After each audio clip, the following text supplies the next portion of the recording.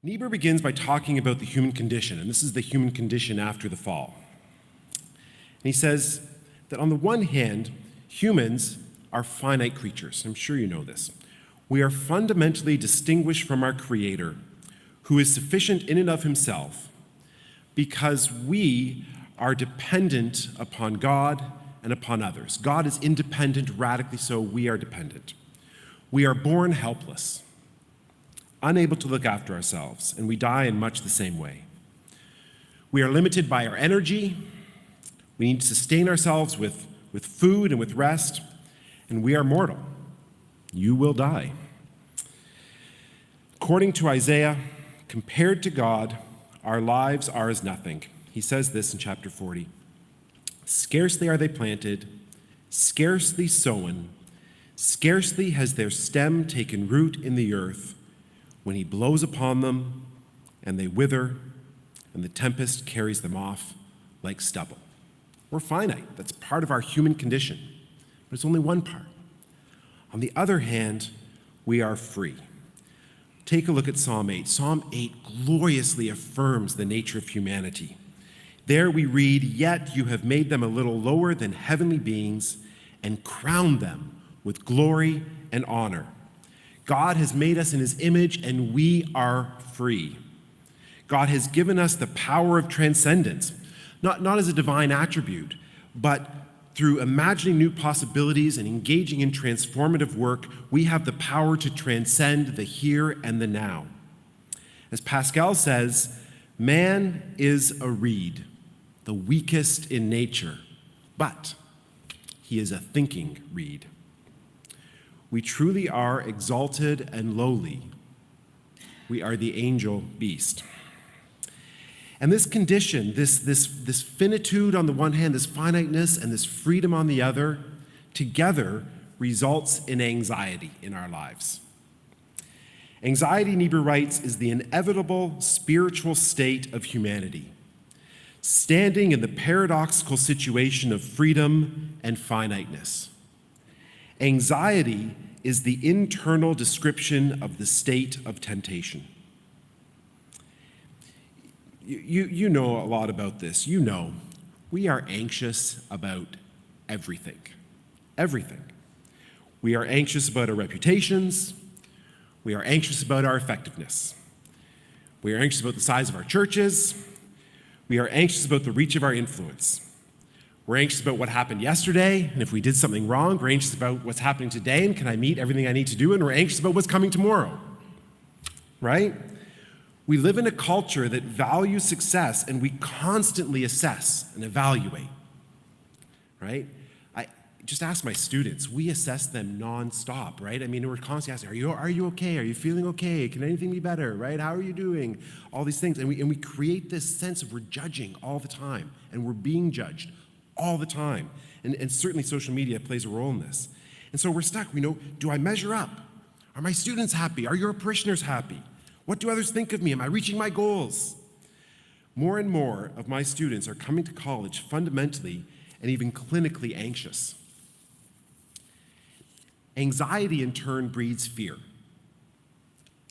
We are anxious about everything that we cannot control, and this makes us fundamentally afraid of what will happen. And it is this anxiety and fear more than anything else that exhausts us. This exhaustion, this deep exhaustion we feel. And this is, I think, what my friend was actually talking about, right? And we see it displayed in our political culture today. Well, anxiety is the precondition of sin. It's not sin itself. Anxiety is the precondition of sin. It quickly becomes sin depending upon our response. And Niebuhr points out that we typically respond in one of two ways. Either we deny our finite nature and fully embrace our freedom, or on the other hand, we deny our freedom and embrace our finitude. So I want to explore these just a little bit. Denying our freedom and embracing our finitude results in what Niebuhr calls the sin of sensuality. Here we embrace our creatureliness, our animal nature, and we give unlimited devotion to limited values. This perspective privileges the human pursuit of pleasure above all else, and at the end of the line, and there's many, many steps in this line, it frequently produces addiction, whether it be to money, to possessions, to sex, to alcohol, to drugs, or even something else, we abandon our freedom, which is part of our human nature, and we forget about our true selves. That's one side of this larger analysis of sin. But on the other hand, we can also deny that we are finite, that we are limited. And we can embrace our freedom such that we exhibit the sin of pride. And this manifests as the desire to control our situation, the people around us, as much as we can, right? We become control freaks. And this is the pride of power. This is the false exertion of our power. We desire to control the finite nature of our lives so that others behave the way we want, and so that nothing can fundamentally hurt us. And that's what drives us usually. It's our fear of being hurt, right? We believe that if we are in control, then everything will work out okay. Fundamentally, however, this quest for power denies our limited and dependent human condition. Now, a small caveat, please recognize that as I'm speaking today, I'm speaking from the perspective of power. And in a large part, I believe I'm speaking to the powerful. Right? So this is the message I think that we need to hear. But there's a very different message that I could give that would be the message from the margins, from the perspective of powerlessness, and it would be very different than what I'm suggesting here today. And I think that what sin looks like from that perspective is different in some ways as well. But here I think that speaking from the margins requires that you speak from experience. And so today, being honest, I'm speaking from the perspective of power. I'm a white male, I have my PhD, I teach at college, I'm speaking from the perspective of power. So once we have this analysis, this idea of our human condition, that when we deny who we are, our human condition that creates anxiety in and of itself, we deny who we are and we come into the sin of sensuality or the sin of pride, and especially the pride of power, we turn to Jesus now, and we begin to see that Jesus shows us something so fundamentally different from this. He shows us a different way. The power of the cross is a fundamentally different power than the one that we have been describing. And that isn't to say that Jesus is unfamiliar with the power of control. In the Gospel of Mark, when Jesus turns his face toward Jerusalem, he tells his disciples 3 separate times that he is going to Jerusalem to suffer and to die. And strangely, it seems that when the disciples hear him describe this, they hear that he's going to Jerusalem to conquer and control. Now, how do we know this? We know this by their responses to what he's saying. The first time he says he's going to do this, you know this, Peter stands up and says, "No, Jesus, it can't be." And Jesus actually calls him Satan, right? And then what does he do? What is his teaching in that moment?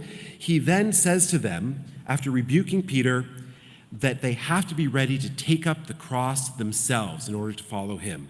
And you know these words from Mark 8, "For those who want to save their life will lose it, and those who lose their life for my sake and for the sake of the gospel will save it." That's the first time he predicts his death. And then the second time he predicts his death, the disciples get into a debate about who is the greatest among them. They're concerned about power. And in response, Jesus places a child in their midst and teaches them that the secret of what is to come is found in the child. And the third time then he predicts his death, and what happens? You know this. James and John come to him and ask, "When you enter your glory, can I be on your right and he be on your left? Can we be in power? Can we have control?" And the disciples hear this, and they all start to grumble at their presumption, probably saying, "Man, I wish I thought of asking that first," right? And what does Jesus do? This is one of the most profound statements. I mean, the gospel, of course, is full of profound statements, but this one I love. Jesus says, "You know that among the Gentiles, those whom they recognize as their rulers lord it over them, and their great ones are tyrants over them." And that's exactly the power we've been describing, right? And Jesus responds, "It is not so among you. Whoever wishes to become great among you must be your servant, and whoever wishes to be first among you must be slave of all. For the Son of Man came not to be served, but to serve and to give his life a ransom for many." Jesus does not only undermine our understanding of power in his teaching, he shows us a new form of power at the cross.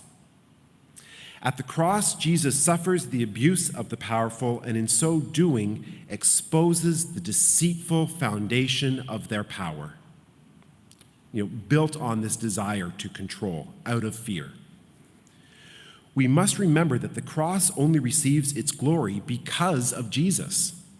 In the Roman Empire, the cross was a tool of power and control to execute criminals and rebels. In other words, to keep the population in check. The fact that Jesus dies on a cross is a scandal. It's a scandal then, and it's a scandal now. It reveals his weakness in the face of the power of those who wish to do him harm. And yet, the New Testament authors are convinced this is not weakness. The cross is the means by which God is both defeating the principalities and powers of this world, and the cross is the means by which God works the redemption of humanity. The cross, the suffering and humiliating cross, is a victory. Through dying, the one who cannot die defeats the power of death. Listen to the words of Hebrews 2, verses 14 and 15. Since, therefore, the children share flesh and blood, he himself likewise shared the same things, so that through death he might destroy the one who has the power of death, that is the devil, and free those who all their lives were held in slavery by the fear of death. That is the power of the cross, conquering the fear that drives our lives. Familiar with the words of that spiritual? Right? Ride on, King Jesus. No one shall hinder thee. Through the cross, Jesus exposes the unjust powers that seek to control through violence. And in their exposure, these powers face the ultimate loss of their power. It's not immediate, but it's final. Listen to the words of Colossians 2, verses 13 to 15. When you were dead in trespasses and the uncircumcision of your flesh, God made you alive together with him when he forgave us all our trespasses, erasing the record that stood against us with its legal demands. He set this aside, nailing it to the cross.